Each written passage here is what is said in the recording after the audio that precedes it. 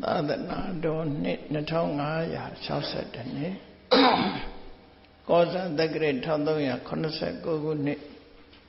တကူလာဆန်း13ရက်2018ခုနှစ်မလ29ရက်မန္တလေးတိုင်းဒေသကြီးပြည်ဦးလွင်ခရိုင်ပြည်ဦးလွင်မြို့ရပ်ကွက်ကြီး17ရေငယ်ကြီးရွာပရဟိတမျက်မမြင်ဘက်ဆောင်ပညာသင်ကျောင်းပထမခုံဓမ္မယုံကျောင်းတော်ကြီးအတွင်ဆင်းကျင်းပပြုလုပ်အပ်သည်ဆရာတော်ဦးကြီးရဦးစီးတည်ထောင်အပ်သည်ပရဟိတမျက်မမြင်ဘက်ဆောင်ပညာသင်ကျောင်းတည်ထောင်ဖွင့်လှစ်ခြင်း25နှစ်ပြည့်ငွေရုပွဲတော်အကျိုးဓမ္မပူဇာအထုဓမ္မသဘင်ခန္ဓာ၌ပရဟိတမျက်မမြင်ဘက်ဆောင်ပညာသင်ကျောင်းဦးစီးဗရဏနာယကဆရာတော်ဦးညေယနဲ့ဆရာမကျောင်းသူကျောင်းသားတပည့်တော်ကဓမ္မများဤအမတဒါနဓမ္မဒါနအဖြစ်ဖြင့်ဟောကြားအပ်တော်ပရဟိတစွမ်းအားနဲ့ပါရမီ7ပါးအကြောင်းတရားဒေသနာတော်ဒီကနေ့ညတပါးသဘင်ခန္ဓာကိုရွှေဘုန်းတော်သခင်ရှင်တော်မြတ်ဖရာ၏မဟာကရုဏာကုံကိုအာယုံပြုကာတိကျူဖွဲ့ဆိုအပ်သောဝန္ဒနာပနာမအာတိတဂါထာကိုရွတ်ဆိုပူဇော်ခြင်းဖြင့်စတင်ကြရအောင်ယောကပ္ပကောတိဟိပိယပမေယံကာလံကရွန်တော်တိဒုက္ခရာနိခေရံကတောလောကဟိတယာနာထောနမောမကာရုဏိကတတတယောနာထောဝိနိယညာစွာတတဝါဤချမ်းသာစီးပွားလိုလားတောင်းတဂုံပေါင်းခါသဖြင့်နာထမြညာခြင်းရှင်တော်မြတ်ဖရာသည်ကပ္ပကောတိဟိပိဂရေကဘာအရေအတွက်သင်္ချာတို့ဖြင့်တော်လဲအဘယ်မယံရေအတွက်တိုင်းတာဖော်ပြခြင်းငါမစွမ်းနိုင်ပါသောကာလံလေးအသင်ချေသိမ့်နေကဘာရှိကြသောကာလပတ်လုံးလောကဟိတယတတလောကဤအကျိုးစီးပွားအလို့ငါအတိဒုက္ခရာနိဥ္စာအသက်ချေလဲအင်္ဂါမိတ္တကြီးမသမိတာနှင့်တထာဇနီဆွညင်းကြီးဟုကျတိထဝေငါးသွဲအစုအလွန်ခဲရင်တော်မူတော့ကိုကရွန်တော်ဖျားဖြစ်ရန်ဤတန်ကြိုးကုတ်အထုတ်တော်မူရသည်ဖြစ်၍ခေရန်လက်ချေမျက်လုံးအသက်ဆုံးရဲ့နှလုံးစိတ်ဝံကိုရောဤပင်မညင်းတို့ကတောဘဝတဏ္ဏကျိန်ဖမြစွာရောက်တော်မူခဲ့ရရှာလေပြီမဟာကရုဏီကသတ္တဝါများရင်ဝဲသားကဲ့သို့တနာချစ်ခင်မဟာကရုဏာရှင်ဖြစ်တော်မူသောတသနာထသဝိနည်းများစွာတတ္တဝါဤချမ်းသာစီးပွားလိုလားတောင်းတဂုံပေါင်းခါသဖြင့်နာထမြညာထိုးရှင်တော်မြတ်ဖရာအားနမောယုတိပြောင်းပြော့မှန်ကိုလျော်၍ကရောယုကျိုးရှိခိုးခြင်းသည်အထုဘဝတုစင်စစ်မသွေဖြစ်ပါစေတည်း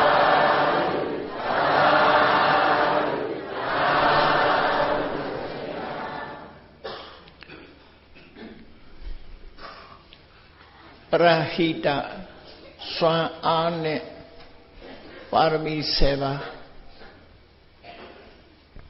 ဒီနေ့ဒီခေါင်းစဉ်နဲ့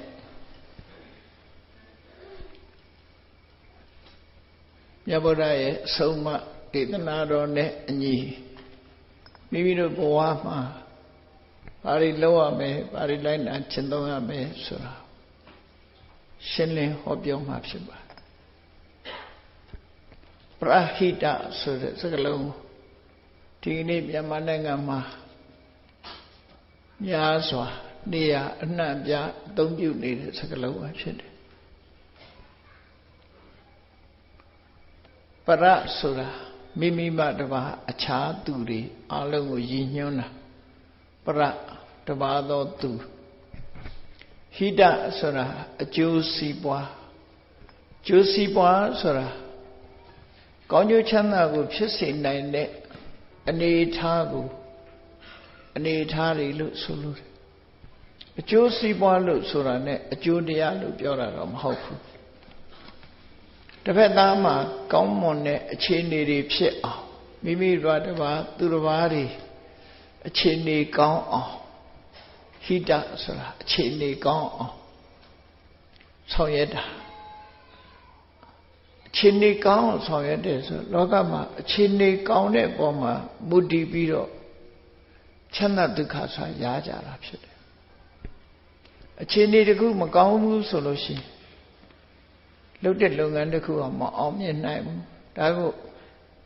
အခြေအနေကောင်းအောင်ဆောင်ရွက်လုပ်ကင်ပေးတာကိုပဲပရဟိတလို့ခေါ်တယ်ဟိတနဲ့ဒုက္ခဆိုတဲ့စကားလုံးနှလုံးကိုတွဲဖက်ပြီးအမြဲတမ်းသုံးနေဟိတဆိုတာဒုက္ခကိုရစေနိုင်တဲ့အကြောင်းတရားအကျိုးစီးပွားအကျိုးကိုတိုးပွားစေတတ်တဲ့အကြောင်းတရားလို့ဆိုလိုတယ်ဒုက္ခဆိုတာဟိတရဲ့အကျိုးတရားဟာဒုက္ခချမ်းသာဒုက္ခအကျိုးတရား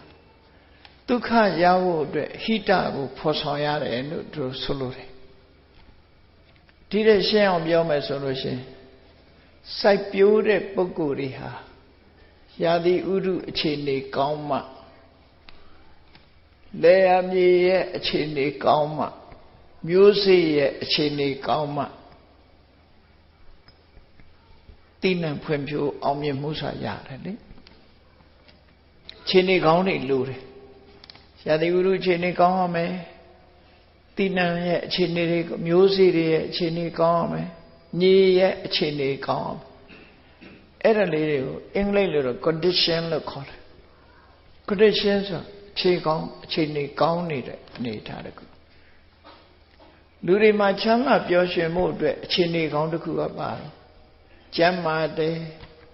ယောဂဝေဒနာကင်းတယ်သဝနေမပင်မပန်းမကြောက်မကြနေရတယ်စီးပွားရှာလို့အဆင်ပြေတယ်ဟာအခြေအနေကောင်းလို့ခေါ်တယ်အခြေအနေမကောင်းဘူးဆိုတဲ့အခါကျတော့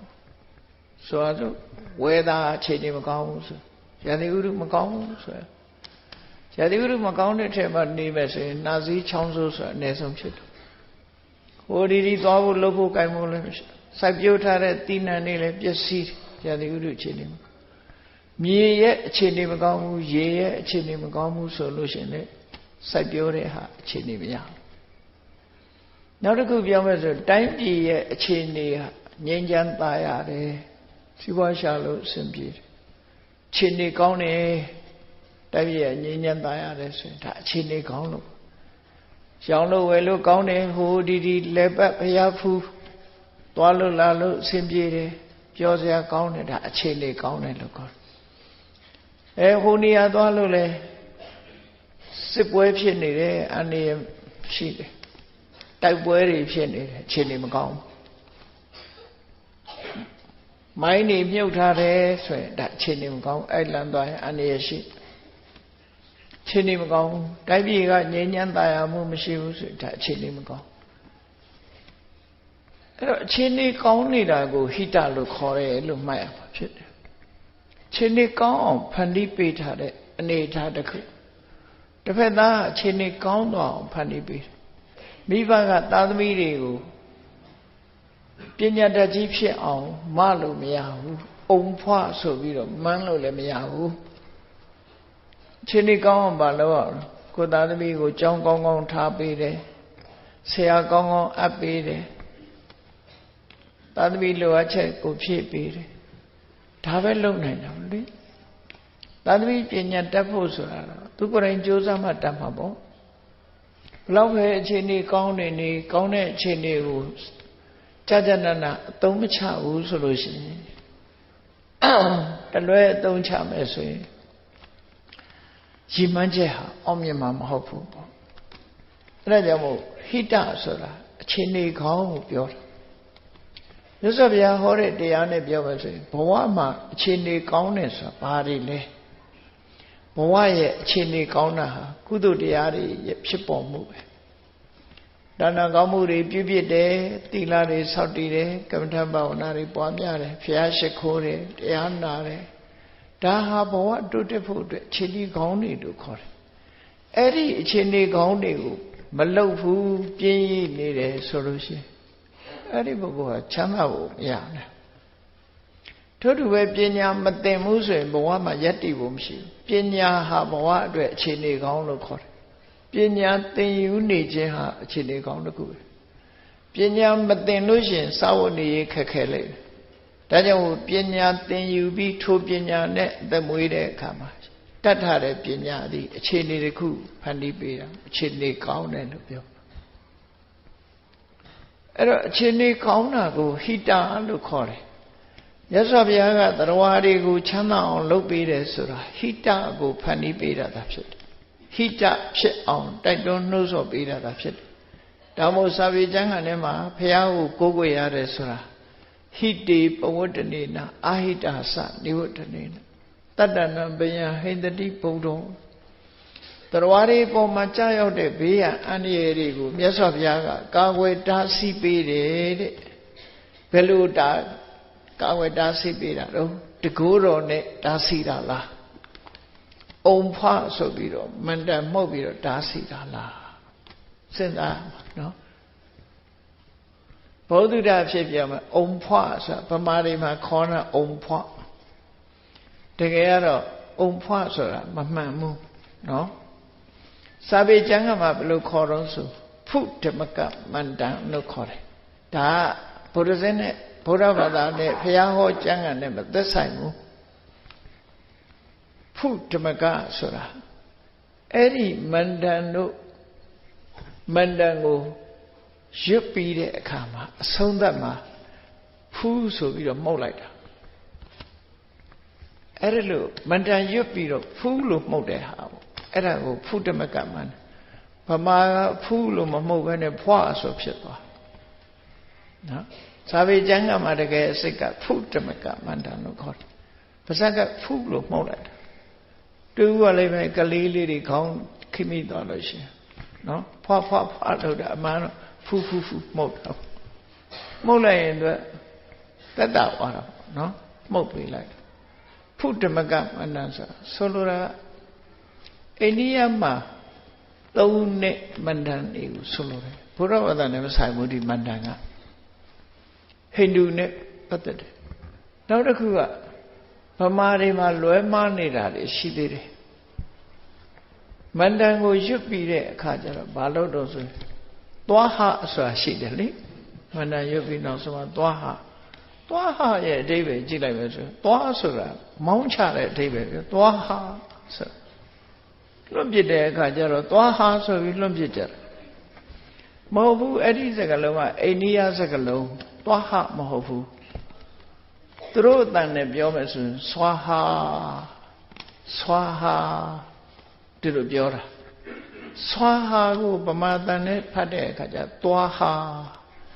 အဲ့တော့ဗမာတွေကသွားဟာလို့မဆိုဘဲနဲ့သွားဟာလို့လုံးလိုက်တော့မောင်းထုတ်လိုက်တာနဲ့တူသွားတယ်ဆိုလိုတဲ့အဓိပ္ပာယ်ကသွားဟာဆွာဟာဆိုတဲ့အဓိပ္ပာယ်ကကောင်းကျိုးမင်္ဂလာတွေဖြစ်ထွန်းပါစေလို့ဆုတောင်းတာနော်အဆုံးမှာဆုတောင်းခရစ်ယာန်တွေဆိုပြီးတဲ့အခါမှာခရစ်ယာန်တွေမှာ blessing ပေးတာဖြစ်ပါပဲဖြစ်အာမင်ဆိုတာရှိတယ်လေအဲ့ဒီတိုင်းဖြစ်ပါစေဆိုတဲ့အဓိပ္ပာယ်နဲ့နော်အဲ့သူနဲ့သူအဓိပ္ပာယ်ရှိတယ်သူနဲ့သူပြောကြတယ်သူနဲ့သူစကလုံးတွေဟာအဓိပ္ပာယ်မသိပဲနဲ့လုံးလို့ရှိရင်ပြက်ကုန်ဖုဓမ္မကမန္တန်ကဖူးလို့မို့ရမယ်ဆိုဖွာဖြစ်သွားဆွာဟာဆိုတဲ့စကားလုံးကသွားဟာဆိုပြီးမောင်းချတာဖြစ်သွားအဲ့တော့ဒီပေရမန္တန်လည်းစွမ်းစရာအကြောင်းမရှိတော့ဘူးပေါ့နော်အဲ့ဒါဗမာတွေမှာဖြစ်နေပေါ့အုံဆိုပြီးတော့လှုပ်ထကြအုံခံနေဆိုတာလေဘုရားဗုဒ္ဓနဲ့မဆိုင်ဘူးတရားအုံက ရာတော်ကြီးတွေတခါတလေအုံဆိုတာကိုထက်သုံးတာတော့ရှိပါသူတို့အဓိပ္ပာယ်နဲ့သူတို့သုံးတာဖြစ်တယ်တကယ်အုံရဲ့မူရင်းကဟိန္ဒူအစ္စလာမ်ဟိန္ဒူဘာသာလားအုံဆိုတာအခရာယေဥအခရာယေမအခရာယေအခရာသုံးလုံးဥမဟုတ်လားယေဥယေမယေကဘယ်သူကိုရည်ညွှန်းတာတော့ဆိုပြမာကိုရည်ညွှန်းဥကဘယ်သူကိုရည်ညွှန်းတာတော့ဆိုဘိသနိုးကိုရည်ညွှန်းတာသူတို့အတန်တော်နဲ့ဘိရှနုလို့ခေါ်တယ်ဘိသနိုးနတ်ကြီးကိုရည်ညွှန်းမကဘယ်သူကိုရည်ညွှန်းတာတော့ဆိုရှီဗန်လို့ခေါ်တယ်တိဝဟိန္ဒူဘုရားကျောင်းတွေမှာ1 2 3 number 1 number 2 number 3နော် number 1ကပြမာ number 2ကဘိသနိုး number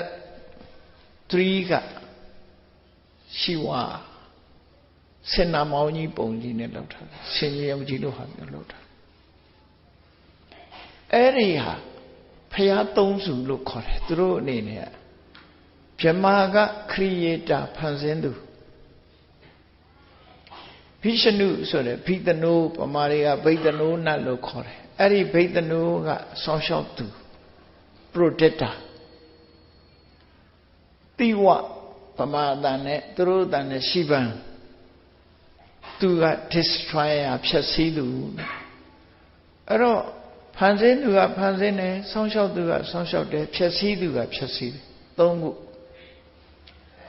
အဘိဓမ္မာမှာဖြစ်တည်ပြက်ဆိုတာရှိတယ်ဖြစ်လာတယ်တည်တတ်တယ်ပျက်စီးသွားတယ်ခဏငယ်သုံးခုအဲ့ဒါနဲ့ဆင်စင်တူတယ်ပေါ့ပြမကဖန်ဆင်းလိုက်တယ်ဘိသနိုးကဆောင်းလျှောက်ပေးတယ်တိဝကဖြတ်စည်းဖြစ်တယ်လောကကြီးတစ်ခုလုံးကအဲ့တိုင်းပဲဖြစ်ပေါ်လာတယ်တည်တတ်နေတယ်ပြီးရင်ပျက်စီးပြောက်ကွယ်သွားတယ်သဘာဝတရားသုံးခုပဲအမှန်တော့ဥပ္ပတ္ထိပင်လို့ခေါ်တယ်သဘာဝတရားသုံးခုအဲ့ဒါကို personalization ဆိုတဲ့အဓိပ္ပာယ်မျိုးလောက်ထားတဲ့သဘောရှိတရဝတူအနေနဲ့ပုံဖော်လိုက်တာပဲဖြစ်ပုံဖော်လိုက်တာလို့ခေါ်အဲ့တော့အုံဆိုတာအဲ့ဒီနတ်ဖျားသုံးစုကိုဥမဒီသုံးလုံးကိုအမြန်တပြိုင်နဲ့အတန်ထွက်အောင်ရွတ်ဆိုခြင်းပဲကိုယ့်ကိုရွတ်ကြည့်ဥမနော်ရဲ့ဥရဲ့မရဲ့မြန်မြန်ရွတ်အောင်ဟုတ်လားမကြပါစပိတ်ဥမဟုတ်လားအဲ့ဒါကိုဗမာတွေကတော့အောင်းလို့ရွတ်လို့ရွတ်အုံလို့ရွတ်လို့ရွတ်လို့ဒါကိုဟာတော့မဟုတ်ပါဘူးနော်ကိုကတော့မဟုတ်အဲ့တော့တချို့ဆရာတော်ကြီးတွေကတော့အဲ့ဒါကိုစံနမူနာယူပြီးတော့ရွတ်တဲ့အခါဘုရားတရားတန်ခါယရဏသုံးပါးကိုရည်ညွှန်းတယ်ဆိုပြီးတော့အုံဆိုတာသို့တော့အုံဆိုတာဟာဗိဓိမန္တန်တွေကိုရွတ်တဲ့အခါမှာတန္တရမန္တရဆိုတဲ့ဝိဇ္ဇာအတ္တပညာတွေရဲ့အစပဲသူတို့အုံခံပြီးတော့ရွတ်တယ်ဒါလည်းဗုဒ္ဓဘာသာမဟုတ်ဘူးဟိန္ဒူဘာသာဗုဒ္ဓဘာသာမဟုတ်ဘဲနဲ့ဗုဒ္ဓဘာသာအတွေးထဲမှာဝင်နေတာတွေအများကြီးပဲအဲ့တော့ဗုဒ္ဓဘာသာတွေရဲ့ခေါင်းကမြူနိစပယ်အမိုက်ပုံကြီးလို့ဖြစ်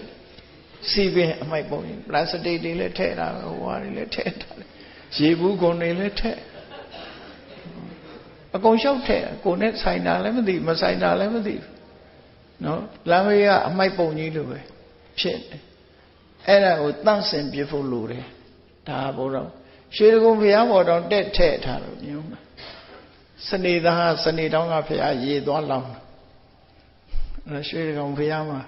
စနေသားကစနေတောင်းတနင်္ဂနွေသားကတနင်္ဂနွေတောင်းဆိုဒီဟာတွေကလည်းရွေးဆရာမလို့မလို့တာနော်ကုသိုလ်လုပ်တာအဲ့တော့ဒါတွေကဘယ်ဟာတွေဝင်းနေတာတော့ဆိုရင်ခုနကလိုစီပင်အမိုက်ပုံကြီးတွေမှာလာလူတကာလာထည့်တော့ခေါင်းပေါ်မှာအမိုက်တွေရောင်းနေအုံနောက်ထဲမှာအမိုက်တွေဝင်နေဒီအမိုက်တွေရှင်းပြလိုက်ရင်တော့ကောင်းတယ်ရသော်ဗျာတရားတော်ရကုသိုလ်နဲ့အကုသိုလ်ဒီနှစ်ခုပဲရှိကုသိုလ်လုပ်ဖို့နဲ့အကုသိုလ်ရှောင်ဖို့အဲ့ဒီနှစ်ခုအဓိကကြအဲ့တော့ကိုယ်ကောင်းလေးကိုရှင်းရှင်းလေးတတ်နံလေးထားမယ်ဆိုတော့အဲ့ဒါနော်ရှင်းရှင်းတတ်နံလေးဖြစ်အောင်နေရ အဲ့ဒီမှာလွဲမှားနေတဲ့အမှားတွေကိုသိရှိပြီးတော့အမှန်ပြန်ရမြတ်စွာဘုရားကတရားတွေရဲ့ဘေးအန္တရာယ်ကိုကာကွယ်ဆောင်ရှောက်တယ်ဆိုတာအုံဖွားလို့လုပ်တာလည်းမဟုတ်ဘူးအုံဆိုတဲ့မန္တန်ကြီးရွတ်ပြီးတော့ဆွာဟာဆိုပြီးတော့ဆူတောင်းပေးတာလည်းမဟုတ်ဘူးနော်ဒါဖြင့်ဘုရားကတရားတွေချမ်းသာအောင်ဘယ်လိုလုပ်ပေးတာတော့ဆိုရိုးရိုးလေးရေဟိတေပဝတ္တနေနာအာဟိတာစနေဝတ္တနေနာကောင်းကျိုးချမ်းသာကိုဖြစ်စေတတ်တဲ့ကုသိုလ်တရားတွေကိုလုပ်ခိုင်းတယ်ဆိုးကျိုးကိုဖြစ်ပေါ်စေတတ်တဲ့အကုသိုလ်တရားတွေကရှောင်ခိုင်းတယ်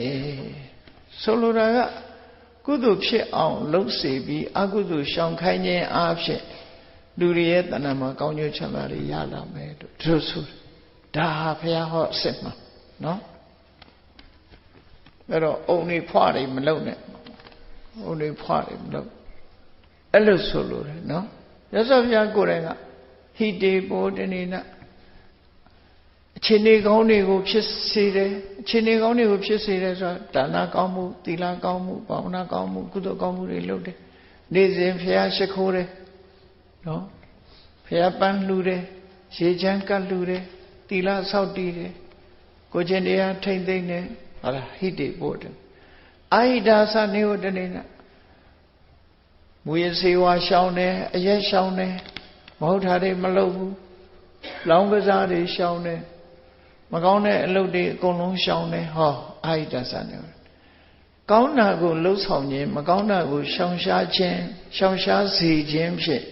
မြတ်စွာဘုရားကတရားတွေရဲ့တဏ္ဍာမှာကြာရောက်မဲ့ဘေးရန်ကိုဖယ်ရှားပြစ်ထားပါတဲ့အုံဖွားနဲ့မဟုတ်ပါဘူးလို့ဆိုလို့လေပေါ့နော်စာပေကျမ်းကမှလို့ရှင်းရှင်းပဲအဲ့ဒါလို့ဆိုလို့အဲ့တော့ဒါဟုတ်လားမဟုတ်လားစဉ်းစားကြည့်မိဘတွေကကိုယ်သားသမီးကို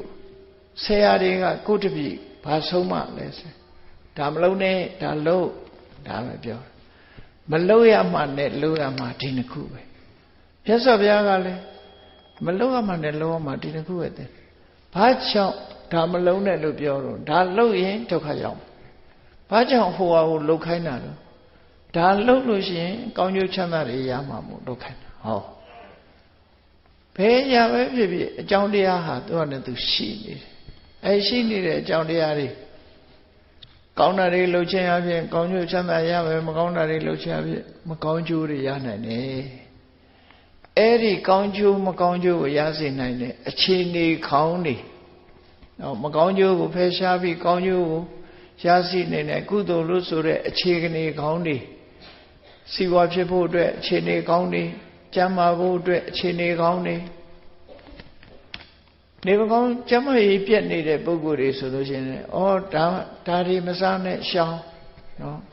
ရှောင်ခိုင်းတာပဲဆရာဝန်စီသွားဒီဆေးတော့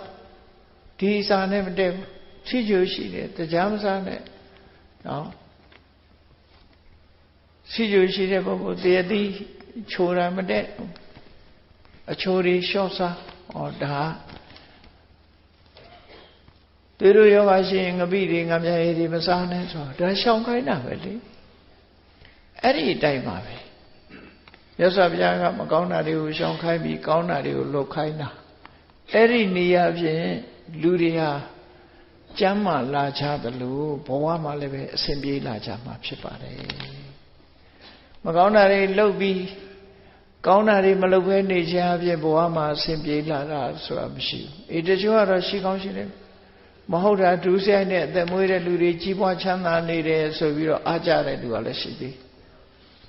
မဟုတ်တာလုပ်ပြီးအသက်မွေးတဲ့ချမ်းသာတယ်ဆိုတာ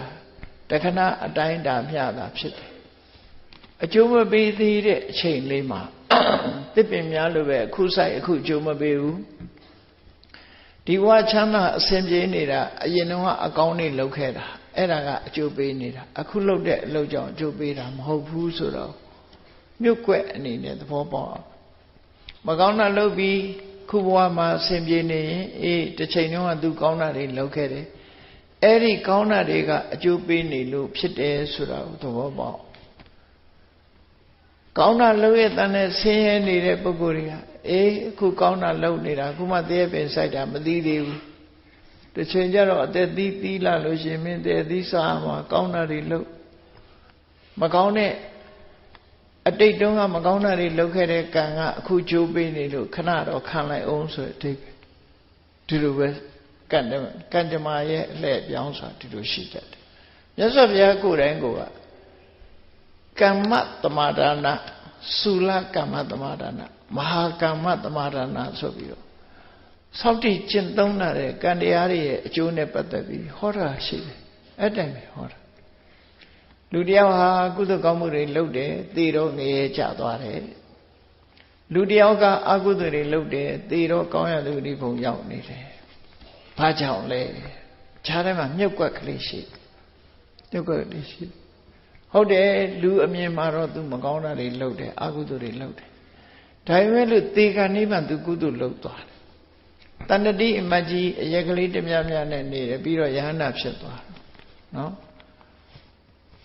အဲ့တော့ငါလည်းတဏ္ဍတိမတ်ကြီးအတူခိုးပြီးတော့တောက်အောင်မှပဲသွားမလုံးနဲ့တဏ္ဍတိအမတ်ကြီးရဲ့ပညာကိုကိုယ်အဆင့်မိမှာမဟုတ်ဘူးနော်တဏ္ဍတိအမတ်ကြီးကတကယ်ကတော့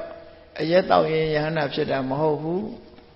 သူ့စိတ်ထဲမှာဘုရားတရားဟောလိုက်တဲ့အချိန်ဟာစပြီးအရက်လုံးဝပြတ်သွားအရက်ပြတ်တာခုခေတ်ကအရက်သမားဘုရားခဏလှူတာမျိုးမဟုတ်ဘူးသူစိတ်နဲ့သူဖြတ်တာဘယ်သူမှလှူတာမဟုတ်ဘူးနော်သူစိတ်နဲ့သူဘယ်တော့မှမတော့တော့ဘူးဆိုတဲ့တိကနေဖြတ်နိုင်တဲ့အပြတ်မျိုးအရက်သမားအဲ့ဒါလိုဖြတ်တာမဟုတ်ဘူးဘုရားရှိခိုးတွေနင်းကန်ရွတ်တော့ကြအရက်ပလင်းနဲ့တွေ့တောက်ပြန်အဲ့လိုတွေဖြစ်တယ်အဲ့တဏှတိမကအဲ့ဒါလိုမဟုတ်ဘူးမှန်သိလိုက်တာနဲ့တည်းနဲ့အမှားကိုလုံးဝဆွန့်လိုက်တယ်ဘယ်တော့မှပြန်မတော့ဘူးရိုက်နဲ့ပြီးတော့တောက်ခိုင်းလဲတောက်မှာမဟုတ်တော့ဘူးအဲ့ဒါလိုပြတ်တဲ့ဟာမျိုးနော်မတူဘူးလို့သူယူဆမှတ်ရမှာပေါ့ဟုတ်ပြီပရဟိတဆိုတာမိမိမှတပါတော့သူတွေအခြေအနေကောင်းအောင်အခြေအနေကောင်းအောင်ဖန်နေပြီပညာသင်ပေးတယ်ဆိုတာအခြေအနေကောင်းအောင်လုပ်ပြီပညာသင်ပေးတယ်သာဝဏီဘဝမှာယတ္တိနေအောင်လုပ်ပေးတယ်ပရဟိတခက်ခဲတွေကျုံနေတယ်ကုညီတယ်ပရဟိတအဲ့ဒီပရဟိတအလုပ်တွေဒီထဲမှာပရဟိတအလုပ်ထဲမှာအကောင်းဆုံးပရဟိတအလုပ်ကဘာပါလဲလို့မေးရင်သီလမရှိသေးတဲ့ပုဂ္ဂိုလ်တွေကိုချင်းသီလရှိအောင်အသိပညာမရှိသေးတဲ့ပုဂ္ဂိုလ်တွေအသိပညာရှိအောင်ဆုံးမပေးတာဟောပြောပေးတာလမ်းကြောင်းပေးတာအဲ့ဒါအကောင်းဆုံးပရဟိတလို့ခေါ်တယ်နော်အမြတ်ဆုံးပရဟိတမြတ်စွာဘုရားဟာအမြတ်ဆုံးပရဟိတကိုလုပ်ခဲ့တယ်ဘာလဲလို့ဆိုရင်ကြည်လီပတာစာရီအယူမဘဝရောက်နေတာမြတ်စွာဘုရားတရားဟောဆုံးမပေးပြီးတော့တဏှာဝကလွတ်အောင်လုပ်ပေးခဲ့တယ်ဒါအကောင်းဆုံးပရဟိတပရဟိတဆိုရယ်ဟိုလိုလုံးမပရဟိတမဟုတ်ဘူးဒါအကောင်းဆုံးပရဟိတလို့ခေါ်တယ်ပညာသင်ပေးတယ်အကောင်းဆုံးပရဟိတဘဝတစ်ခုလုံးဟာဒီဘဝတည်းမကဘူးဘဝပေါင်းများစွာအကျိုးရှိသွားမယ်လမ်းကြောင်းကိုဖော်ဆောင်ပေးတယ်ဒါအကောင်းဆုံးပရဟိတလို့ခေါ်တယ်အဲ့တော့ပရဟိတမှာလည်းပဲအဆင့်ဆင့်ဒီလိုမှတ်ဝေကျေတနာထောက်ပံ့တယ်ဒါနပရဟိတအဲ့ဒီတဲ့တာလွန်တဲ့ပရဟိတကပညာပေးတယ်ဒါပို့ပြီးတော့ဆင့်မြင့်တယ်လို့မှတ်ကိုကျင့်တရားမကောင်းသေးတဲ့ပုဂ္ဂိုလ်တွေကိုကျင့်တရားကောင်းအောင်လုပ်ပေးတယ်ပညာမတတ်သေးတဲ့ပုဂ္ဂိုလ်တွေပညာတတ်အောင်လုပ်ပေးတယ်အကောင်းဆုံးပရဟိတအဲ့ဒီပရဟိတဆိုတဲ့ဒီစွမ်းအားကိုဘာကြောင့်လုံးနိုင်တာတုံးလို့မေးမယ်ဆိုရင်မေတ္တာပဲအဓိကကတော့မေတ္တာမေတ္တာဆိုဒီမှာဘာတော့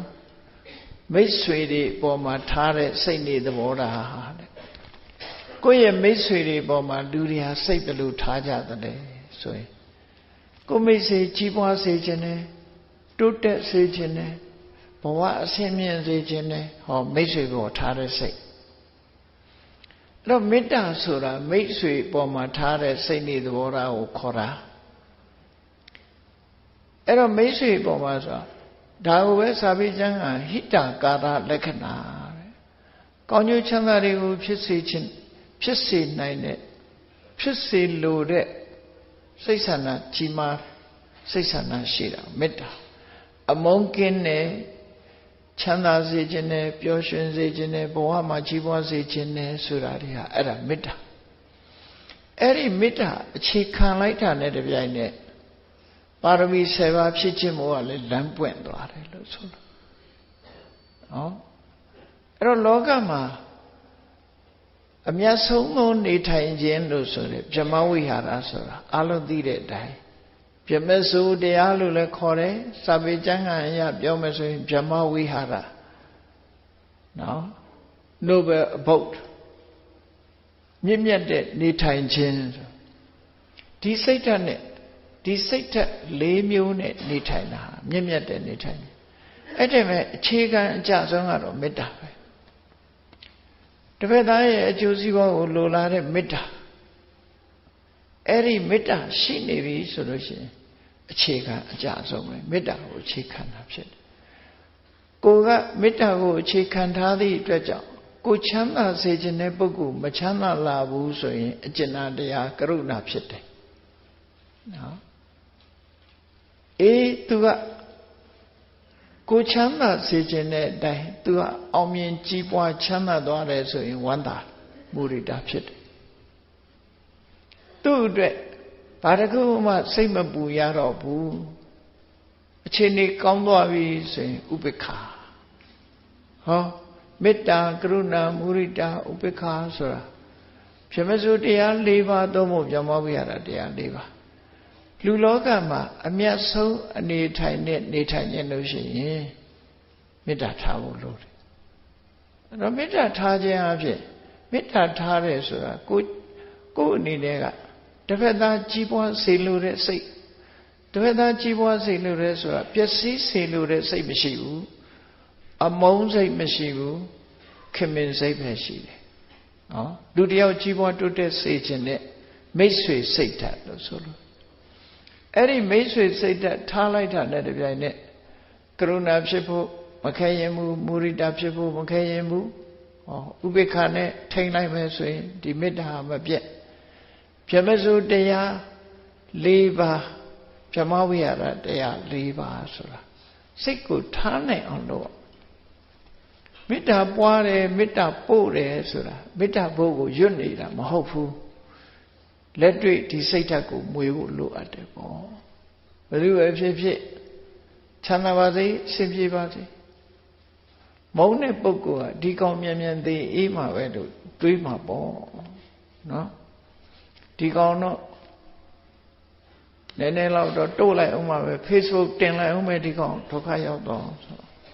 အဲ့ဒါအမုန်းတရားအကြောင်းဖြစ်တဲ့ဟာတွေပဲနော်မုဒ္ဒန်တရားတွေကိုတင်လိုက်ပဲဆိုဒါလည်းမုဒ္ဒဝါဒတို့ဖုဒ္ဒဝါစာတို့ Facebook ကပြောရင်ဒါတွေဖြစ်တာအကုသိုလ်တွေဖြစ်တယ်အဲ့ဒါလို့အမုန်းစိတ်နဲ့ဆိုရင်မဟုတ်တာလုပ်တယ်မေတ္တာစိတ်နဲ့ဆိုရင်မဟုတ်တာမလုပ်ဘူးကုညီဖို့ပဲရှိတယ်အဲ့ဒါမေတ္တာစိတ်ဟာပရဟိတစွမ်းအားပဲဖြစ်တယ်ပေါ့မေတ္တာရှိလိုက်တာနဲ့ကရုဏာရှိဖို့မခဲရင်တော့ဘူးမုရိဒာဖြစ်ဖို့မခဲရင်တော့ကြည့်လေအမေကကိုသားသမီးကိုချစ်တယ်မိဘကကိုသားသမီးကိုချစ်တယ်ကိုသားသမီးချစ်သည့်အတွက်ကြောင့်ချစ်တာကိုအခြေခံပြီးတော့ကိုသားသမီးနေမကောင်းထိုင်မသာဖြစ်နေကရုဏာစိတ်ဝင်လာတယ်အကျဉ်းနာအထူးထားရမလို့ကိုချစ်ခင်တဲ့ပုဂ္ဂိုလ်ဆိုရင်အကျဉ်းနာတရားဝင်လာတာပဲချက်ချင်းသားသမီးကအောင်မြင်ကြီးပွားသွားရင်လည်းငါသားလေးတော်လိုက်တာဆိုဝမ်းသာမုရိဒာဖြစ်ဖို့လည်းလွယ်တယ်နောက်ဆုံးမှသူကြီးပွားသွားရင်သူ့အတွက်ကတော့စိတ်မပူရတော့ဘူးအလုံးနဲ့အကိုင်နဲ့သူပညာနဲ့သူအောင်မြင်ကြီးပွားသွားပြီဆိုရင်ဥပေက္ခဒီလိုဆိုလို့တယ်အဲ့တော့မိဘတွေရဲ့တဏ္ဍာမှာအချိန်ခါအားလျော်စွာမေတ္တာလည်းဖြစ်တယ်ကရုဏာလည်းဖြစ်တယ်မုရိဒာလည်းဖြစ်တယ်ဥပေက္ခလည်းဖြစ်တယ်ဒါမို့လို့မိဘတွေကိုဗြဟ္မာနဲ့အလားတရံတူတယ်လို့ပြောတာ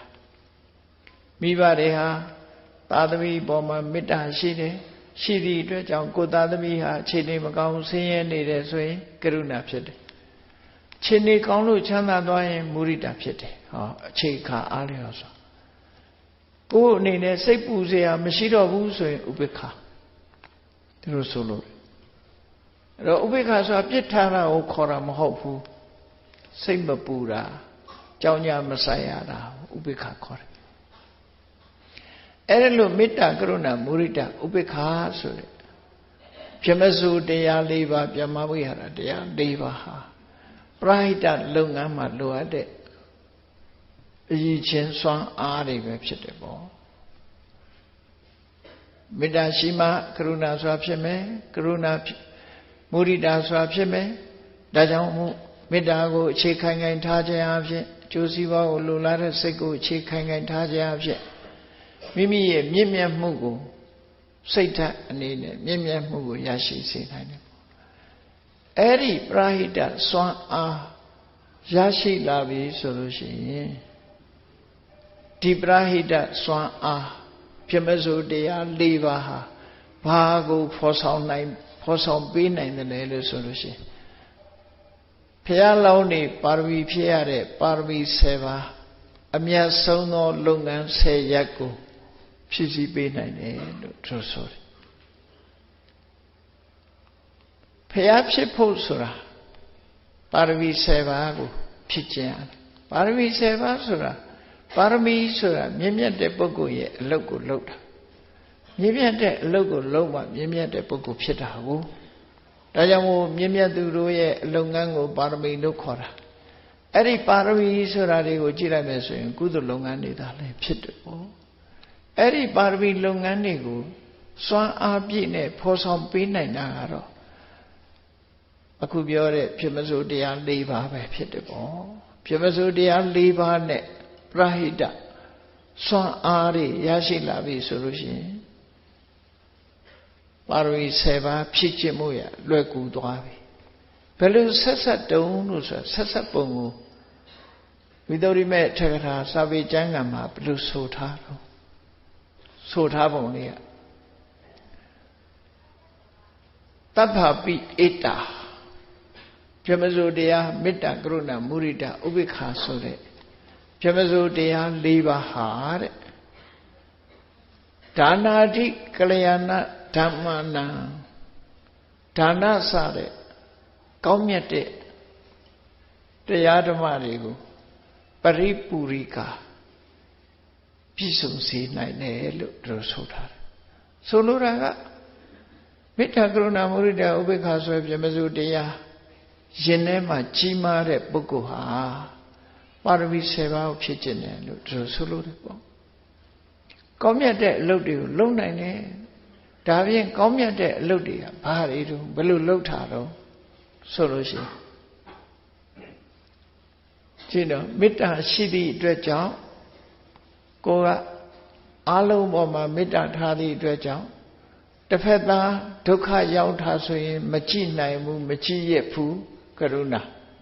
ကြီးပွားတိုးတက်သွားလို့ရှိရင်လည်းဝမ်းသာနိုင်တယ်မုဒိတာသူတို့အပေါ်မှာဒီချစ်ခင်ခြင်းမုန်းတီးခြင်းဆိုတဲ့အစွမ်းရောက်တာတွေကိုဖယ်ရှားပြီးတော့တိမှတ်တဲ့စိတ်နေသဘောထားဖြစ်ပေါ်စေနိုင်တယ်ဥပိ္ပခာမေတ္တာကရုဏာမုဒိတာဥပိ္ပခာဆိုတဲ့ပြမစိုးတရားရင်နဲ့ရောက်လာလို့ရှိရင်သူတို့အကျိုးတစ်ခုစလောက်တော့မယ်ကိုမေတ္တာရှိတဲ့ပုဂ္ဂိုလ်ရဲ့အကျိုးကိုပထမဆုံးဘာနဲ့စလောက်တုံးဆိုရင်သူတို့ရဲ့လိုအပ်ချက်တွေကိုဖြည့်ဆည်းပေးတဲ့ဒါနကောင်းမှုလုပ်တာ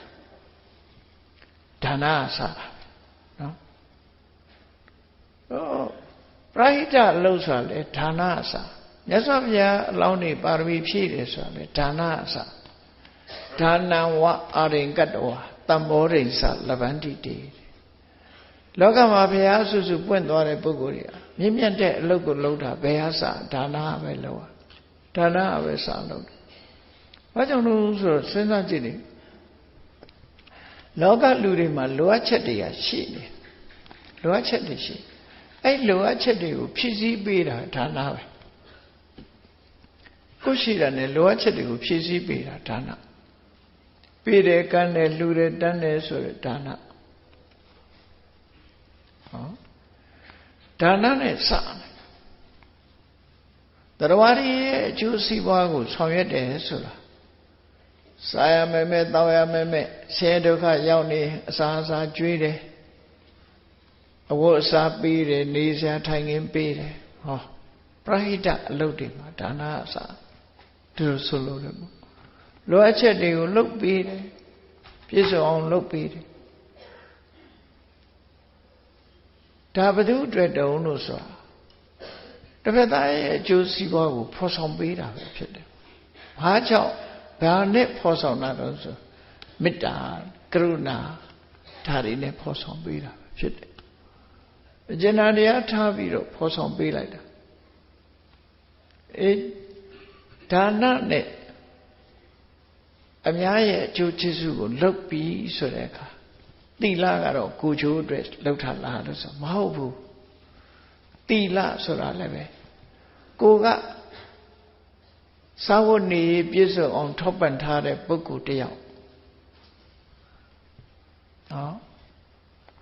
အသက်ရှိရှိနေဖို့အတွက်ကိုဘာလုပ်ဖို့လို့လဲစဉ်းစားကြည့်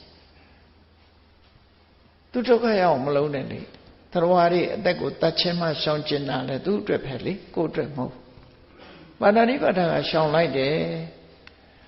ကိုအကျိုးစီးပွားကိုလိုလားတဲ့တ attva တွေ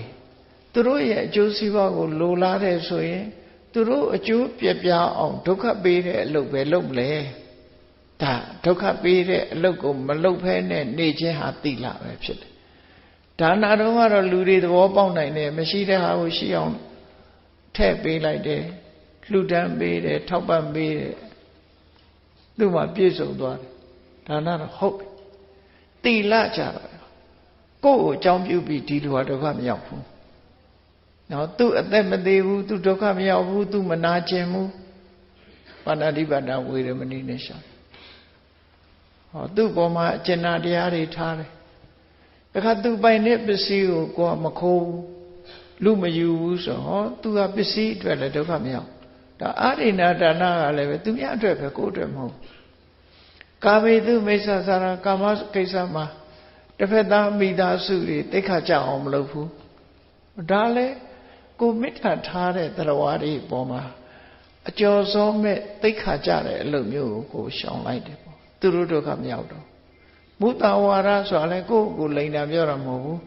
သူတစ်ပါးတွေအကျိုးစီးပွားပြပြအောင်မလိန်ဘူးအဲ့တော့သူများကိုထိခိုက်တဲ့အလုပ်တွေကိုမလုပ်တာသီလသူများထိခိုက်မဲ့အလုပ်တွေကိုမလုပ်တာသီလများသောအားဖြင့်လူတွေကထင်ကြတယ်သီလဆိုတာကိုကောင်းမှုလို့ထင်တယ်မဟုတ်ဘူးတကယ်ကသီလသူများကောင်းမှုသူများကောင်းမှုပဲသူများကောင်းမှုမဟုတ်တာအလုပ်တွေကိုရှောင်လိုက်တာသေချာစဉ်းစားကြည့်မစဉ်းစားပဲနေမသိဘူးအဲ့ဒါသီလဆောက်တည်လိုက်ခြင်းအပြင်၅ပါးသီလသူများကိုထိခိုက်တာတွေမရှိတော့ဒါဖြင့်သူရမေရိယကရောသူရမေရိယဆိုတာအလုံးကိုခြုံကုန်တာလူတယောက်ဟာအယက်မူးလာပြီဆိုရင်သူများအသက်လည်းတတ်ချင်တတ်မှာသူများဥစ္စာလည်းခိုးဖို့မခဲရင်ဘူးသူတော်ဘာသားများစော်ကားဖို့လည်းမခဲလိန်ပြောဖို့ရလည်းလွယ်တယ်ဒါကြောင့်မို့သူရမေရိယဟာအလုံးကိုချင်းသီလကိုချိုးပေါက်သွားစေတတ်တဲ့ဟာဖြစ်သောကြောင့်သူရမေရိယကိုရှောင်တယ်နောက်တနည်းအားဖြင့်ပြောမယ်ဆိုရင်မူရစ်နေတဲ့ပုဂ္ဂိုလ်တယောက်အကောင်းတဲ့အဆိုအကြောင်းနဲ့အကျိုးမသိဘူးမသိသည့်အတွက်ကြောင့်ကိုယ်ဘဝတိုးတက်အောင်လည်းမလုပ်နိုင်ဘူးသူများဘဝတိုးတက်အောင်လည်းမလုပ်နိုင်ဘဝမှာဆုံးရှုံးဒါကြောင့်မို့မူရစ်စေဝါရှောင်သူကအချုပ်ပဲအဲ့တော့ဒါကိုသီလပါရမီလို့ခေါ်တယ်ဒါနပါရမီဆိုသူများလိုအပ်ချက်တွေကိုဖြည့်ဆည်းပေးတယ်သီလပါရမီဆိုတစ်ဖက်သားဒုက္ခမရောက်အောင်ထိန်းသိမ်းဆောင်ရှောက်ပေးတယ်ဟောဒါနသီလနှစ်ခုနဲ့ပရဟိတလုပ်တာသူများအလုပ်တယ်သူများအတွက်တွေလုပ်ပေးလိုက်ဟုတ်ပြီအဲ့ဒီသီလပို့ပြီးတော့ခိုင်မာဖို့အတွက် renounce လုပ်တယ်နိက္ခမ္မလို့ခေါ်တယ်သီလဆိုတာကိုချင်းတရားဟာကျင့်တဲ့အခါမှာအတိုင်းဝိုင်းထဲမှာနေရင်ကိုချင်းသီလဟာကျိုးပေါက်တတ်တယ်ဒါကြောင့်မလို့ကိုချင်းသီလကိုခိုင်မာဖို့အတွက် တယောက်တည်းနေတဲ့အကျင့်မျိုးကိုကျင့်တယ်ဘုရားလောင်းနေဟာတောထွက်တယ်လို့ခေါ်တယ်တောထွက်တယ်ဆိုတာနော်ရှိတာတွေကိုစွန့်လွတ်ပြီးတော့ကိုချင်းသီလကိုထိမ့်သိမ့်ဖို့ရအတွက်အလေးနဲ့ထားပြီးတော့လုပ်တယ်လို့ဆိုဟောသီလကိုအစွမ်းကုန်ဖြူစင်အောင်ကိုချင်းသီလကိုထိမ့်သိမ့်မှုနိက္ခမဆိုတဲ့တောရက်ကိုသို့မဟုတ်အပေါင်းအသင်းနေနဲ့အများနဲ့မနေဘဲနဲ့သွားပြီးတော့ကိုယ်သီလကိုဖြူစင်အောင်ထိမ့်သိမ့်ဆောက်ရှောက်ပေးတာကိုနိက္ခမပါရမီလို့ခေါ်တယ်တနည်းအားဖြင့်စွန့်လွတ်နိုင်တယ်ပေါ့စွန့်လွတ်နိုင်မှလူတွေဟာဒါနလည်းလုပ်လို့ရတယ်သီလလည်းဆောက်တည်လို့ရတယ်စွန့်လွတ်ဖို့ဟာအမှန်တမ်းအရေးကြီးတယ်ပေါ့ဒါကြောင့်မို့နိက္ခမဆိုတဲ့ပါရမီကိုဖြည့်တာဒါနသီလနဲ့ဆက်နာပဲသီလမကျိုးမပေါရအောင်နိက္ခမပါရမီကိုထပ်ဆင့်ပြီးတော့ဖြည့်တယ်အဲ့ဒီလိုဖြည့်တဲ့အခါမှာပရဟိတဆိုတဲ့အများရဲ့အကျိုးကိုလုပ်ဖို့ဆိုတာဟာအရေးကြီးတဲ့အကျဉ်းလည်းရှိပါပြီမေတ္တာလည်းရှိပါပြီနောက်ထပ်အရေးကြီးတာဘာရှိတော့ဆိုပညာလို့ပညာမပါဘဲနဲ့သွားပြီးပရဟိတသွားလုပ်မယ်ဆိုလို့ရှိရင်ရေနစ်သူဝါကူ၍နှိပ်တယ်လို့ဆိုတာဖြစ်သွားကတည်းကမရောက်ဘဲနဲ့နှိပ်ဆက်ရရောက်တယ်ဒါမို့ဗမာစကားမှာချစ်ရမရောက်ဘူးနှိပ်ရရောက်တယ်ဆိုတာရှိတယ်လေရေနစ်သူကိုဝါကူ၍နှိပ်တယ်လို့ကိုလုံးတဲ့ဆေးကြောင့်တစ်ဖက်သားအသက်ပြောက်သွားကိုပေးတဲ့ဆေးစေရနာနဲ့ပေးပညာမရှိဘူးဆိုလို့ရှိရင်သားမိလို့ပဲငါသမီးအမေရဲ့နှစ်ဖူးမှက်ကြီးကိုက်နေတယ်မောင်းလိုက်စမ်းမလက်မှာလို့နာရှိတဲ့ဂျပွေးနဲ့ကောက်ပြီးနှစ်ဖူးထုအဲ့ပညာမရှိလို့အမေကနှစ်ဖူးကွဲပြီးသေရောအမေနှစ်ဖူးကွဲသေးတာလေ50ဆက်ထဲမှာပါတယ်အဲ့ဒါပညာဟာဘလောက်အရေးကြီးလဲတစ်ဖက်သားကိုအကူအညီပေးခြင်းပညာမရှိတဲ့ပုဂ္ဂိုလ်ရဲ့မဆာမှုဟာအသေးတတ်ထနဲ့အလားတန်တူတယ်နော်အသေးတတ်လိုက်တာနဲ့တူသွားဒါကြောင့်မလို့ပညာပါရမီပရဟိတလုပ်ကိုလုပ်မယ်ဆိုရင်ပညာပါရမီဖြည့်ရပညာရှိမှတစ်ဖက်သားရဲ့ဒုက္ခကိုသိတယ်ပညာရှိမှတစ်ဖက်သားကိုဘယ်လိုကယ်တင်ရမယ်ဆိုရယ်ကယ်တင်တဲ့နည်းလမ်းကိုလည်းသိတယ်ပညာရှိမှမှန်ကန်တဲ့နည်းနဲ့ကယ်တင်မင်းဒုက္ခရောက်နေပြီကွာကောင်းပါတယ်ဟောဒီမူရစေဝါလေးရှုပြီးအိတ်တာနေဆိုဒီကောင်မူရစေဝါဆွဲသွားရောအဲ့ဒါပညာရှိကယ်တာမဟုတ်ဘူးနော်မကောင်းတဲ့အကျဉ်းစာရိတ္တရှိတဲ့လူတယောက်ကိုမကောင်းတာကကောင်းတာဖြစ်အောင်လုပ်ပေးမှပညာနဲ့ကယ်တင်တယ်လို့ခေါ်တယ်တခြားနည်းနဲ့ကယ်တင်တာတွေဟာအများကြီးမင်းတကူလုံးကြိုက်ခဲနေလွယ်ပါတယ်ကွာဟောဒီဘိန်းလေးရှူထားလိုက်ဘိန်းဆွဲသွားရောနောက်ကျဒုက္ခတွေရောက်ကုန်အဲ့ဒါလို့ပညာနဲ့ကုတာမဟုတ်ဘဲနဲ့တခြားနည်းတွေနဲ့ကုပဲဆိုရင်တဏှာဩကလွတ်ဖို့မရှိဘူးတချို့ဘာသာတရားတွေရှိနော်ငါဖះကိုတရားတွေရဲ့လေချောင်းသွေးနဲ့ရှစ်ပူဆိုလို့ရှိရင်မင်းတို့ငါဖះဆံရဘုံဘိမှန်ပါတည်တဲ့နောက်ငါနဲ့အတူဆံရမယ်တတ်လိုက်တာဒီကောင်တွေနေတိုင်းတတ်တည်တဲ့အခါကျဘယ်ရောက်သွားတော့ဆိုကိုယ်လည်းပင်ပြတ်သွားနောက်ပိုင်းကျသူများကိုတတ်ပြီးတော့ငါစီရောက်မယ်ဆိုတာမျိုးကဖြစ်ကမှမဖြစ်နိုင်နော်သူစီရောက်ရင်လည်းလေပြတ်နဲ့ပဲဖြစ်မှာကောင်းတဲ့စီတော့ရောက်မှာမဟုတ်တော့အဲ့တော့သဘောတရားဆိုတာဆင်ခြင်စဉ်းစားကြည့်အောင်လူတယောက်ကိုတတ်ပြီးတော့ကဲတင်တယ်ဆိုတာဖြစ်မှမဖြစ်နိုင်နော်တတ်ပြီးကဲတင်တာမရှိဘူးဒါကြောင့်မို့ပညာပါရမီဆိုဖြစ်ကျင့်ရမယ်ပရဟိတလုပ်ဖို့ပညာပါရမီကိုဖြည့်ရတယ်အဲ့လိုပညာပါရမီဖြည့်ပြင်းနေလို့မရဘူးတဲ့အစွမ်းကုန်ကြိုးစားဖို့လိုအပ်တယ်ဒါကြောင့်ဝီရိယပါရမီလူပြင်းနေတဲ့ပုဂ္ဂိုလ်တယောက်ဟာဆင်ញင်စဉ်းစားတာကစပြီးတော့ အချိန်မပေးနိုင်ပဲနဲ့အလွယ်တကူလုပ်ပြီဆိုလို့ရှိရင်လုံလဝိရိယကင်းလာပြီဆိုလို့ရှိရင်သူဟာလိုအပ်တဲ့အရေးအခြေအနေတွေကိုပြည့်စုံအောင်လုပ်နိုင်မှာမဟုတ်ဘူးဒါကြောင့်မို့ပညာရှားပြီဆိုရင်လည်းလုံလဝိရိယရှိရမှာကြိုးစားပြီးတော့သင်ရမှာဖြစ်တယ်အဲ့ဒီကြိုးစားတာအရာရာကြိုးစားတာတစ်ဖက်သားကောင်းစားဖို့အတွက်ကြိုးစားတာဝိရိယလို့ဝိရိယပါရမီလို့ခေါ်တယ်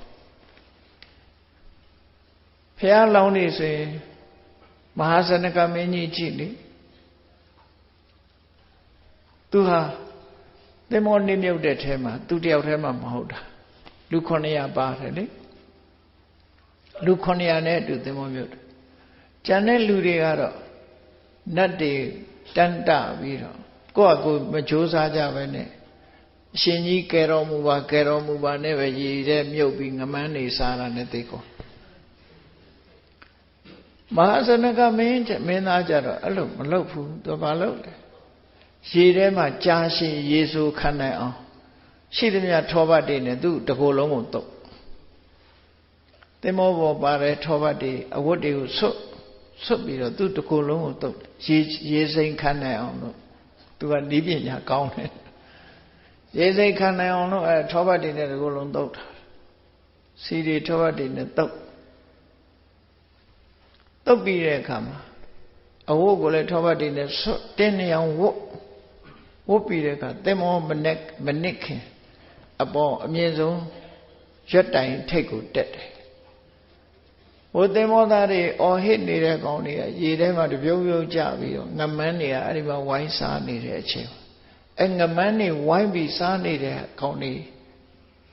လွန်အောင်လို့သင်္ဘောပေါ်ကနေအရှိန်နဲ့အဝေးကြီးကိုရောက်အောင်ခုန်လိုက်တာဒါသူကြိုးစားမှုတွေပဲခုန်လိုက်တယ်ခုန်ပြီးတော့စွမ်းအားထုတ်ပြီးတော့ကူးတယ်နော်ကူးနေတာ9ရက်တောင်ကြာအောင်ကူးတာအဲ့လိုပင်လယ်ထဲမှာကူးခတ်နေတာကမ်းမမြင်လမ်းမမြင်တဲ့နေရာမှာသူကူးနေတာစဉ်းစားကြည့်မယ်ဆိုလို့ရှိရင်လှုပ်လို့အကျိုးရှိပါမလားဘုရားလောင်းကတွက်တယ်လူတွေကတော့အကျိုးမရှိဘူးဆိုရင်တချို့လူတွေကဘယ်လိုတွက်တော့ဆိုရင်သေမဲ့တူတူအေးလေးအိပ်ပြီးသေမယ်ဆိုတော့သူကများတယ်ပင်ဘက်မလုံးတော့ပါဘူးဒီတိုင်းပဲသေတာကောင်းပါတယ်ဆိုတော့သူ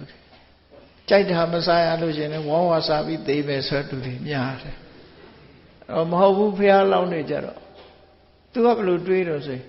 ငါယောက်ျားဖြစ်ခဲ့တဲ့နဲ့မကြိုးစားလို့သေရတယ်လို့အပြစ်တင်မခံနိုင်ဘူးကြိုးစားမယ်စွမ်းကုန်ကြိုးစားမယ်စွမ်းကုန်ကြိုးစားလို့သေတာမဆမ်းဘူးလူကဲရဲ့လွတ်မယ်ဒီကောင်တော်တော်ကြိုးစားတာပဲပင်လေကြီးကကြီးလို့သာမလွတ်ထားလို့ဆိုပြီးတော့ချီးမွမ်းခံရအဲ့ဒါကြောင့်မလို့သူကြိုးစားလိုက်တဲ့အခါကဲတင်မဲ့နတ်သမီးခုခေတ်လို့ဆိုရင်သင်္ဘောတစ်စီးနဲ့တွေ့ပြီးကဲသွားတာပေါ့ဟော9ရက်အသက်ရှိနေသည့်အတွက်ကြောင့်ကဲတင်နဲ့သင်္ဘောတစ်စီးနဲ့တွေ့ပြီးသူဟာကဲတင်ခံရပြီးနောက်ဆုံးမှာမင်းဖြစ်တဲ့အနေအထားမျိုးရောက်သွားတယ်အဲ့သူပြောတာအပါရနေရန်နဲ့ကမ်းခြေကိုမမြင်ရဘူးရောက်မဲ့လို့လည်းမျောလင်းချက်မရှိဘူးဒါပေမဲ့လို့သူဟာလုံလဝိရိယကိုမလျှော်ဘူးအသက်နဲ့ကိုမြဲနေသမျှကာလပတ်လုံးငါကြိုးစားမယ်ဆိုတဲ့ဝိရိယအဲ့ဒါမျိုးကိုဝိရိယပါရမီလို့ခေါ်တယ်လို့ဝိရိယပါရမီကြိုးစားအဲ့ဒါလို့ကြိုးစားသည့်အတွက်ကြောင့်ပင်လယ်ထဲမှာသူကမသေးရပဲနဲ့မင်းအဖြစ်ကိုရောက်ရတယ်တဲ့ဟောနောက်တစ်ခုကျတော့ဘာပဲလုပ်လို့အခက်ခဲဆိုကြုံတွေ့တတ်တယ်ကြုံတွေ့တဲ့အခါမှာသိက္ခာနဲ့စွမ်းရှိရမယ်သိက္ခာစိတ်ဆိုတာဘယ်သူကဘာလို့အောင်ဤပြီးတော့ခေမဆိုင်ဘူးကိုလုံးဆရာရှိတာပဲလုပ်တယ်နော်သိက္ခာနဲ့ဆိုတဲ့အဓိပ္ပာယ်ကငုံခန္ဓာအဓိပ္ပာယ်ဒီလိုမဟုတ်ဘူးကိုလုံးရမယ့်အလုပ်ကိုလုပ်တယ်ခေမဆိုင်ဘူးနော်ကိုယ်ဆဲနေရင်လည်းခေမဆိုင်ဘူးချီးမွမ်းနေရင်လည်းခေမဆိုင်ဘူးကိုလုံးရမယ့်အလုပ်ကိုသာအာယုံဆိုင်တယ်နာကျင်ကြိုက်ခဲခန္ဓာကိုယ်ဒုက္ခဖြစ်နေရင်လည်းခေမဆိုင်ဘူးလုံးရမယ့်အလုပ်ကိုလုပ်တယ်ဟောအဲ့ဒါကိုခန္တီဆိုတာခမှုတဟနေစိတ်ထက်ခိုင်မာမှု ကိုပင်ကိုစိတ်ဓာတ်လေးကိုထိန်းထားနိုင်တဲ့စွမ်းရည်တတိလေးကိုခန္တီလို့ခေါ်တာစိတ်ဓာတ်မကြတော့ထိန်းထားနိုင်တာခန္တီအဲ့ဒီတိခဏ်ခြင်းဆိုတာဟာအရာရာအခက်ခဲတွေကိုကျော်လွှားနိုင်တာဖြစ်သောကြောင့်ခန္တီပါရမီဆိုတာကိုလည်းဖြည့်တာဖြစ်တယ်ပေါ့နောက်တစ်ခုကသစ္စာမဲမှာသစ္စာလူမှာဂတိဆိုတဲ့အတိုင်းကိုပြောထားတဲ့အတိုင်းလုပ်ရတယ်မလုပ်လို့ရှိရင်သစ္စာပြတ်တယ်ဝစီသစ္စာကိုပြောရင်ပြောထားတဲ့အတိုင်းဂရိတီတယ်လုပ်တယ်အဲ့ဒါကိုသစ္စာပါရမီလို့ခေါ်တယ်အဋိဌာဏဆိုတာတခုလုပ်ရင်စွဲစွဲမြဲမြဲလုပ်တယ်လုပ်ချင်တဲ့ကထားလုပ်တယ်မလုပ်ချင်တဲ့ကပြစ်ထားတယ်အဲ့ဒါလို့မဟုတ်ဘူးနေ့စဉ်ပုံမှန်လုပ်တယ်မနေ့စောစောထားတယ်ဘုရားရှိခိုးတယ်ဆိုပုံမှန်လုပ်တယ်ဒိဋ္ဌံပြီးတော့စွဲစွဲမြဲမြဲလုပ်တယ်ဒါကိုအဋိဌာဏပါရမီလို့သူတို့ဖြစ်ကုသိုလ်ကောင်းမှုလုပ်လို့ရှိရင်ခိုင်ခိုင်မာမာယက်တည်ပြီးတော့လုပ်ရမယ်ဒီအလေးကျင့်တစ်ခုကိုရအောင်လုပ်တာအဋိဌာဏပါရမီလို့ခေါ်တယ်အဲ့ဒီနောက်တစ်ခုနံပါတ်6ကျတော့မေတ္တာပါရမီတဲ့အခြေခံတော့ကလည်းပရိဟိတစွမ်းအားမှာမေတ္တာနဲ့လာခဲ့တာပါရမီ10ပါးလည်းပဲမေတ္တာနဲ့မေတ္တာဟာဘလောက်အရေးကြီးတယ်ဆိုတာကြည့်ပါရမီ10ပါးထဲမှာမေတ္တာဆိုတာထပ်ပါမေတ္တာဆိုတာတရားရည်ရဲ့အကျိုးကိုလုပ်မယ်ဆိုရင်တရားရည်ရဲ့အကျိုးစီးပွားကိုလိုလားတဲ့စိတ်မရှိရင်လုပ်လို့မရဘူးဒါကြောင့်အခိုင်အမာရှိတာမေတ္တာယပုပ္ပကာရိနောဘုရားလောင်းနေဟာမေတ္တာရှိလို့မေတ္တာကိုအခိုင်အမာတရားတွေအလုံးပေါ်မှာထားတယ်မေတ္တာကိုဘယ်လိုလေ့ကျင့်လဲဆိုရင်ပထမပုဂ္ဂိုလ်ကို3မျိုးခွဲလိုက်တယ်ကိုမတပါတခြားတရားတွေကို3မျိုးခွဲလိုက်တယ်တစ်ခုကကိုနဲ့ခင်မင်သူနောက်တစ်ခုကတမန်ပုဂ္ဂိုလ်ကိုနဲ့မသိတဲ့ပုဂ္ဂိုလ်နောက်တစ်ခုကကိုနဲ့မတည့်တဲ့ပုဂ္ဂိုလ်ကိုရန်သူ3ယောက်ရှိအဲ့ဒီမှာမိမိကိုထည့်လိုက်ရင်4ယောက်လို့ခေါ်တယ်ကိုရယ်ကိုနဲ့ခင်မင်သူရယ်တမန်ပုဂ္ဂိုလ်တယောက်ရယ်မုံတီးသူရယ်ဆို4ယောက်ဖြစ်သွားတယ်4ယောက်ဖြစ်သွားတဲ့အခါမေတ္တာကိုခိုင်မာအောင်နံပါတ်1သက်တည်အနေထားဖြင့်ကိုချမ်းသာခြင်းနဲ့ကိုအစဉ်ပြေခြင်းနဲ့ဆိုတဲ့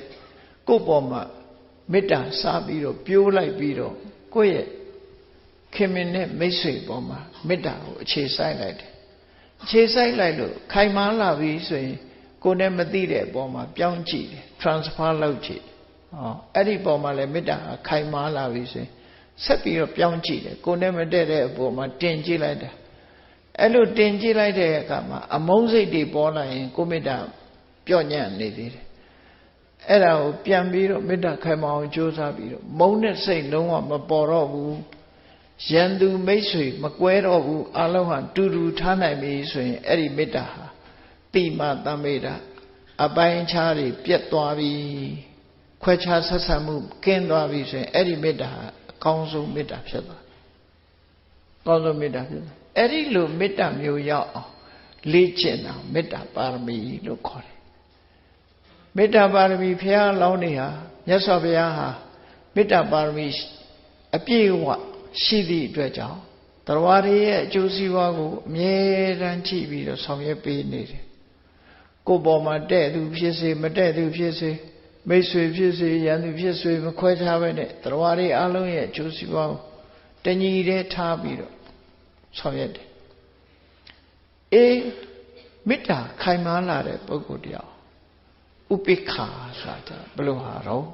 နောက်ဆုံးမှာဥပိ္ပခာပါရမီဆိုတာစိတ်ဓာတ်ရင်းချက်မှုကိုပြောတာမြန်မာတွေနားလည်နေတယ်လို့ဥပိ္ပခာဆိုရင်ပြစ်ထားလိုက်တာမျိုးမဟုတ်ဘူးနော်မခေါ်မပြောပြစ်ထားတာကိုဥပိ္ပခာလို့ထင်နေတာမဟုတ်ဘူးဥပိ္ပခာဆိုဒီမှာကိုယ်ပေါ်မှာရံပြုတ်လဲပဲထည့်ပြီးတော့ခေါင်းထဲမှာမသွင်းဘူးကိုယ်ပေါ်မှာဒီချစ်ခင်နဲ့ခေါင်းထဲမှာမထည့်ဘူးမုန်းသည်ဖြစ်စေချစ်သည်ဖြစ်စေခေါင်းထဲမှာမထည့်ပဲနဲ့လှုပ်တင်လှုပ်ထိုက်တာလှုပ်တာစိတ်ဓာတ်တည်ငြိမ်မှုနဲ့လှုပ်သွားတာဥပိ္ပခာလို့ခေါ်နော်ဥပိ္ပခာမရှိရင်အဂတိဖြစ်သွားနော်အဂတိလိုက်စားတာဖြစ်သွားဒါကြောင့်မို့တိမှတ်တဲ့စိတ်ဓာတ်သဘောတရား ဒီပါရမီနေရာမှာရှင်းထားပုံလေးကအမတန်မှကောင်းတယ်မေတ္တာပါရမီရှိသည့်အတွက်ကြောင့်ကိုယ်အားစပြီးတော့တစ်ဖက်သားကောင်းကျိုးကိုဆောင်ရွက်တယ်တဲ့ဥပိ္ပခပါရမီပြည့်ဝသည့်အတွက်ကြောင့်သူ့ပေါ်ကတစုံတရာမျှော်လင့်ချက်မထားဘဲနဲ့ဆောင်ရွက်တယ်တဲ့ဟောဥပိ္ပခများသောအားဖြင့်လူတွေဟာမျှော်လင့်ချက်ကလေးနဲ့လှုပ်လှုပ်တတ်တယ်လေငါဘယ်တော့မှကူထားတာငါကြတော့မကူဘူးဆိုဒါမျိုးတွေတွက်တတ်တယ်ပေါ့နော်ကြည့်ရလားအလူမင်္ဂလာတို့မင်္ဂလာဆောင်တို့ဆိုရင်ကြည့်တယ်လေငါတော့ကသူ့တော့ငါဘလောက်လိုက်ထားသူ့လူတော့ငါဘလောက်လိုက်ထားငါလူချဘလောက်လိုက်တွက်တယ်လူဟာအမြဲတမ်းတွက်အဲ့ဒါနော်အဲ့ဒါဥပိ္ပခမရှိဘူးလို့ခေါ်တယ်တော့သူ့လူတော့လိုက်တာငါအလုပ်ငါလူလိုက်မလိုက်ငါတွက်ဆရာမလိုဘူးလို့ဆိုမှဥပိ္ပခဖြစ်မှာနော်ဥပိ္ပခဆိုတာလွန်မြင့်မြတ်တယ်လို့ပြောအဲ့ဒါလို့မေတ္တာယပုဗ္ဗကာရိနောမေတ္တာရှိသည့်အတွက်ကြောင့်ကိုယ်ကပထမဆုံးစတင်ပြီးတော့တစ်ဖက်သားကိုအကျိုးဆောင်ပေးတယ်ဥပိ္ပခာယပစ္စုပကာရနာတိတန္တိဥပိ္ပခာရှိသည့်အတွက်ကြောင့်သူစီကတစုံတစ်ခုဘာမှမမျှော်လင့်ဘူးဆိုတာအဲ့ဒါဥပိ္ပခာလှုပ်တဲ့လှုပ်ထိုက်တာလှုပ်ပေးတာအဲ့ဒါအဲ့တော့ကြည့်လိုက်မယ်ဆိုရင်အလုံးကိုမြင့်မြတ်တဲ့အလုပ်10မျိုးကိုပါရမီ10ပါးလို့ခေါ်တယ်မိတ္ပရာဟိတစွမ်းအားနဲ့ပါရမီ10ပါးကိုအခုလိုဖြည့်လိုက်လို့လောကမှာဘုရားဆိုတဲ့ပုဂ္ဂိုလ်တွေကဖြစ်ပေါ်လာတယ်စိတ်ဓာတ်အမတန်မှရင့်ကျက်တဲ့ပုဂ္ဂိုလ်မျိုးတွေဖြစ်တယ်လို့သူတို့ဆိုလို့တယ်ပေါ့ဒါကြောင့်မို့မေတ္တာကရုဏာမုဒိတာဝိခာဆိုတဲ့ပြမစုတရားအခြေခံပရာဟိတစွမ်းအားတွေရပြီးတဲ့အခါအကောင်းဆုံးအလုပ်10မျိုးကိုယ်တဏ္ဍာမှာရင့်တမ်းလာအောင်ကြိုးစားအထောက်ကြမှာဖြစ်တယ်မြင့်မြတ်တဲ့အလုပ်လုံးမှကိုယ်ဟာမြင့်မြတ်သူဖြစ်တယ်မြည်သည့်ပုဂ္ဂိုလ်ပဲဖြစ်ဖြစ်ဒါနသီလဆိုတဲ့ပါရမီ10ပါးအကျင့်တရားတွေကိုကျင့်ကြံကြိုးဖို့အထောက်အမှာဖြစ်တယ်ထိုပါရမီ10ပါးတွေအထွတ်ထိပ်ရောက်သွားပြီဆိုရင်ဘုရားဖြစ်တယ်ပါရမီ10ပါးအထွတ်ထိပ်မရောက်သေးဘူးဆိုလို့ရှိရင်အဲ့ဒီအောင်နည်းနည်းယောနေနေတယ်ပိစိကဗုဒ္ဓဖြစ်မယ်အဲ့ဒီအောင်နည်းနည်းယောနေနေတယ်ဆိုရင်တာဝကဖြစ်မယ်အဲ့ဒီအောင်လုံးမရှိဘူးဆိုရင်လူသမန်ဖြစ်မယ်ပေါ့အဲ့ဒါလို့ပါရမီ10ပါးဖြစ်ခြင်းမှုစွမ်းအားလျော်စွာလူပုဂ္ဂိုလ်ရဲ့မြင့်မြတ်မှုစွာဖြစ်ပေါ်လာမှာပဲဖြစ်တယ်တရားချက်ခင်သူတော်စင်ပြိဿပေါင်းတို့ပရာဟိတစွမ်းအားဖြင့်ပါရမီ10ပါးကိုဖြစ်ခြင်းကြတာဖြစ်တယ်ဆိုတာကိုဝိသုဒ္ဓိမေထေရမှာအခုလိုရှင်းလင်းပြီးတော့ရေးသားထားတာဖြစ်ပါတယ်ဒါကြောင့်မိမိတို့ဘဝမှာမေတ္တာကရုဏာမုဒိတာဥပေက္ခာဆိုတဲ့ပြမစုတရားအခိုင်အမာထားပြီးတော့အများကျိုးဆောင်ရွက်ခြင်းအပြင်ပါရမီ7ပါးအကျင့်တရားကိုလည်းတို့